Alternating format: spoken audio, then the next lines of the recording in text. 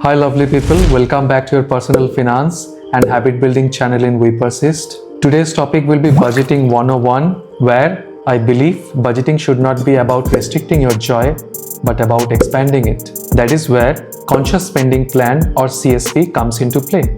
It's not about building complicated spreadsheets or templates, which I'm going to explain, but to direct your spendings with your values. And every dollar compounds what truly matters for you. See, I'm not fond of tracking your every single dollar, but rather, today we will focus on effectively allocating your after-tax money for needs, wants, savings, or for debts. So it doesn't matter how steadily you are pulling out paycheck after paycheck, or you're a freelancer, or maybe you're a mix of both of that, but rather, this step is essential for applying your 50-30-20 method effectively, ensuring that you're allocating your hard-earned money wisely across needs, wants, and savings. In short, let me elaborate the rule in 2 minutes. 50% of your take-home pay are used for your needs, which generally show the fixed costs like house rents, house installments, groceries, insurance premium, child's school or college fees, debts like personal loan,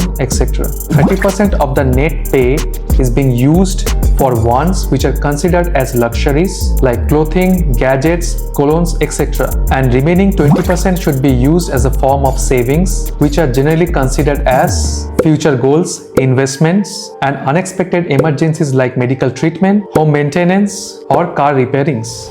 When it comes to prioritizing, make sure your necessities are being covered first. After that, it's about finding the sweet spot by enjoying your present moment, but also not putting your future self into trouble. It's all about balancing. One of the most important points which you should always remember that your savings are non-negotiable, just like your rent, your electricity bill, your groceries, because they are just as same important. Firstly, you should try to put your income in a bank account where the interest rates are highest. And secondly, please take advantage of the automatic fund transfer system where you shift your fund into another bank account from where you don't have the access of online spending and sometimes not even the facility of debit cards also. Minimum maintenance amount which can cover your next 3 to 6 months of expenses, which can definitely help you in your rainy days as medical emergency or maybe losing your only source of income. Saving for your retirement fund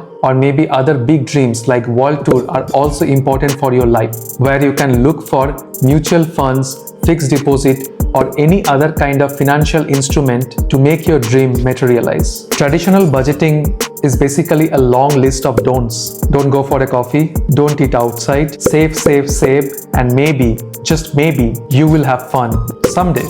Honestly, it feels a lot like putting your life on hold, waiting for that magical day when your bank account says it's okay to enjoy things. Spoiler alert, that day rarely comes. Traditional budgeting can be a total vibe killer, and the best way to do life is to live now, not in distant budget-approved future. Conscious spending plan, or in short CSP, is all about making your money work for you, not the other way around. It's also flexible enough to adapt to the changing life and values too. So if you're tired of the budgeting system where you feel like they're holding you back, then CSP can teach you that it's not about spending money, it's about spending right. Imagine you're working with $1,000 monthly income. Here the CSP breakdown is 50%, which is the $500. You keep it aside for essentials. Make sure the first thing you pay back aggressively is your credit card bill, because you need to understand that the credit card interest rate is the highest and the financial draining is massive. No cost installments or 10 to 16% of interest rate in credit card bills are still acceptable because they are pre-calculated, but try to pay back the credit card debt as soon as possible. Without any negotiation, 20% of your gross pay, which is $200 in this case, should go into the retirement or savings account. By reallocating funds from your non-essential expenses, such as unsubscribing from unused services like Netflix or Amazon Prime subscriptions, or even gym membership, or sometimes using coupons or cashback from your credit card, you can boost your debt repayment and future savings. So now you have 30% left, which is your fun money. But here are some tricks which you can use to tone down the percentage even lower and transfer the remaining money into your savings account. Number 1, search fulfillment. Think deeply, which other things truly brings you joy. Prioritize experiences over materialistic possessions, as they often provide long-lasting satisfaction. Don't buy stuffs to impress people or maintain status, because at the end of the day, everyone is only concerned about themselves except your family. Number 2, embrace minimalism. Simplify your life by decluttering and minimalizing your possessions. Living with less can lead you to greater form of contentment and less desire to spend money on unnecessary items. Number 3, explore free or low-cost activities. Look for free and inexpensive activities in your community, such as hiking, picnics, visiting museums on free days, or attending local events and festivals. Number 4, creative and homely. Get creative and try making things by yourself instead of buying them. Whether it's cooking meal at home, crafting, or home decor improvements, doing things by yourself can be cost-effective and satisfying.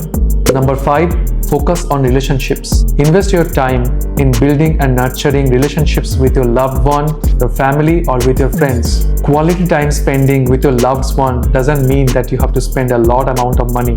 Number 6, take advantage of deals and discounts. Look for sales, discounts, or coupons when making purchases. Be very strategic about the timing of your purchases. Number 7, practice mindful spending. Before making any purchases, pause and consider whether it aligns with your values or priorities. Try the 24-hour rule. Before buying the stuff which you don't really need, wait a day. This stops impulsive buying. You will have time to think that you really need it or not. Often you will change your mind and save money. It helps you to spend smarter. Number 8, explore alternative transportation. Try to cut down your transport cost by cycling, walking, carpooling, or using public transportation whenever possible. Not only you will save money, but you will also reduce your carbon footprint. Number 9, invest in personal growth. Allocate some amount of your earnings for the activities which will help you for your personal growth and well-being, such as books, courses, or experiences that enrich your life.